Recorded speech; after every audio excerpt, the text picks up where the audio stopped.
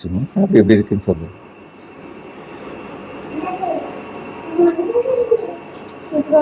அப்படியா?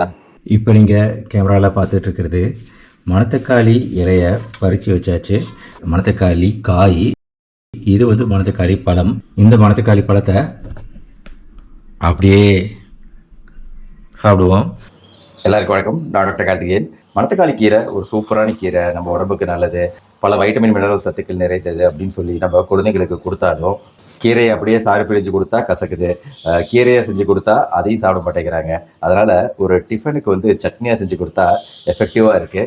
ஸோ அந்த எஃபெக்டிவான செய்முறை என்னங்கிறத இந்த வீடியோவில் பார்க்க போகிறோம். கூடவே மணத்தக்காளி கீரையோட பலன்களையும் பார்க்க போகிறோம். Welcome to our channel doctor Karthikeyan. So மணத்தக்காளி கீரை செய்கிறதுக்கு மறுபடியும் ஒரு தடவை கீரையை நல்லா கழுவி அலசி வச்சாச்சு. முதல்ல மணத்தக்காளி கீரை சட்னி செய்கிறதுக்கு தேங்காய், கடலைப்பருப்பு, உடைச்ச உளுந்து, கொஞ்சம் சீரகம், வர கொத்தமல்லி, பச்சை மிளகாய், எலுமிச்சம்பழம் அளவு சைஸு புளி, கொஞ்சம் சின்ன வெங்காயம் எடுத்துக்குவோங்க.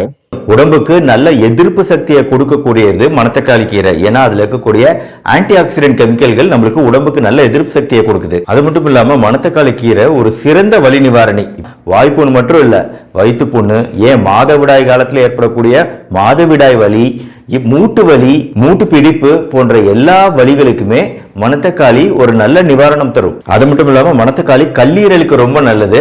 நம்மளுக்கு கல்லீரல் பாதிப்பு, மஞ்சள் காமாலை போன்றவை வந்து அப்புறம் அதுல இருந்து நம்ம குணமாயிட்டு வரோம் அப்படின்னா அடிக்கடி மணத்தக்காளி எடுத்துக்கிறதுங்கிறது கல்லீரல் பாதிப்புல இருந்து நம்ம மீள்றதுக்கு ரொம்பவே உதவும். ஏன்னா மணத்தக்காளி கல்லீரலுக்கு நல்லது. ஈவன் தோல் புண்களுக்கு கூட இப்ப மணத்தக்காளியை அரைச்சு அது மேல போடுறதுங்கிறது ஒரு வழக்கமா இருக்கு. பட் எல்லா புண்களுக்கும் அப்படி யூஸ் பண்ணிட முடியாது. சில புண்களுக்கு அதை பயன்படுத்தலாம். ஈவன் யூரினரி இன்ஃபெக்ஷன், சிறுநீர் தொற்று ஏற்படும் போது கூட ஒரு ஆன்டிபயோட்டிக் மாத்திரைகள் சாப்பிடுறோம்.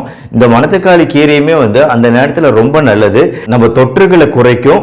பிளஸ் இது ஒரு டயூரிட்டிக், இயற்கையிலேயே வந்து ஒரு டயூரிசிஸ் உண்டு பண்ணும். அதாவது சிறுநீர் அதிகமாக போறதுக்கு வழிவகுக்கும். ஸோ இந்த மாதிரி டயூரிசிஸ் ப்ராப்பர்ட்டி இருக்கிறதுனால சிறுநீர் தொற்றுகளும் சீக்கிரமா குறையறதுக்கு வாய்ப்பு உண்டு. இது மட்டும் இல்லாம இன்னும் பல நன்மைகள் இருக்கு. நம்ம ரத்தத்துல ஆக்சிஜன் அளவுகளை நல்லபடியா வச்சுக்கிறது, நம்மளோட மன அழுத்தம், ஸ்ட்ரெஸ்ஸை கூட குறைக்கக்கூடிய தன்மை இந்த மணத்தக்காளி கீரைக்கு உண்டு. அதனால வாரத்துக்கு ஒரு முறையோ 2 முறையோ நம்ம உணவுல மணத்தக்காளி கீரையை சேர்த்துக்கிறதுங்கிறது நம்ம உடம்புக்கு ரொம்ப ரொம்ப நல்லது.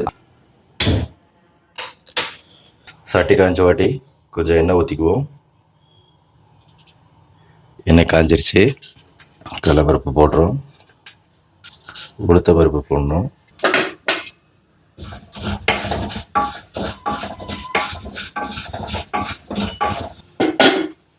சீரகம்,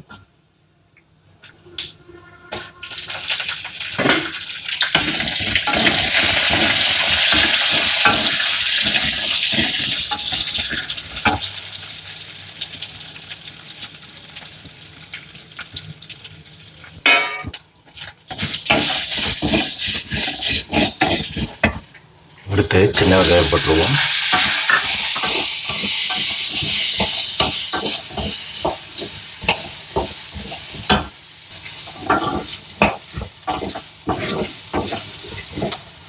கல்லுப்பு தேவையான அளவு,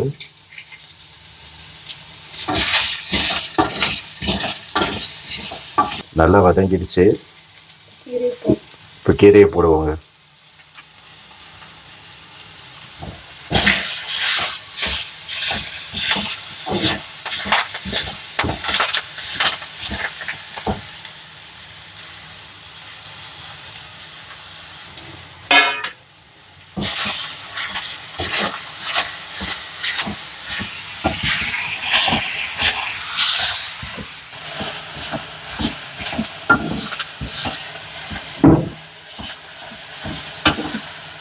லைட்டாக கீரையை வதக்கினாலே போதும். ஏன்னா நம்மளுக்கு தேவையானது அதில் இருக்கக்கூடிய சத்துக்களுங்க.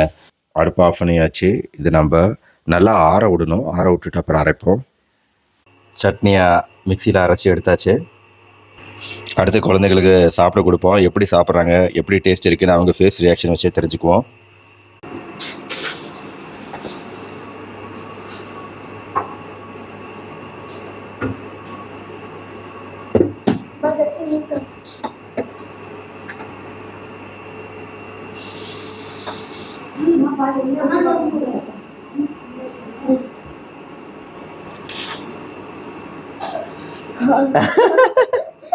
சும்மா சாப்பிட்டு எப்படி இருக்குன்னு சொல்லு.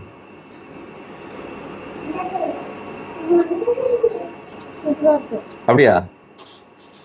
Very good. ஓகே, நல்லா தொட்டுக்கோ சார். எப்படி இருக்கு? நல்லா இருக்கா நல்லா இல்லையா சொல்லுடா.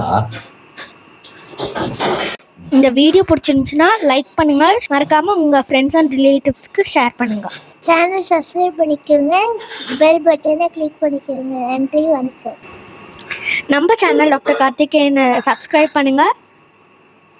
ஐயோ, பெல் ஐக்கானை கிளிக் பண்ணுங்க. நன்றி, வணக்கம்.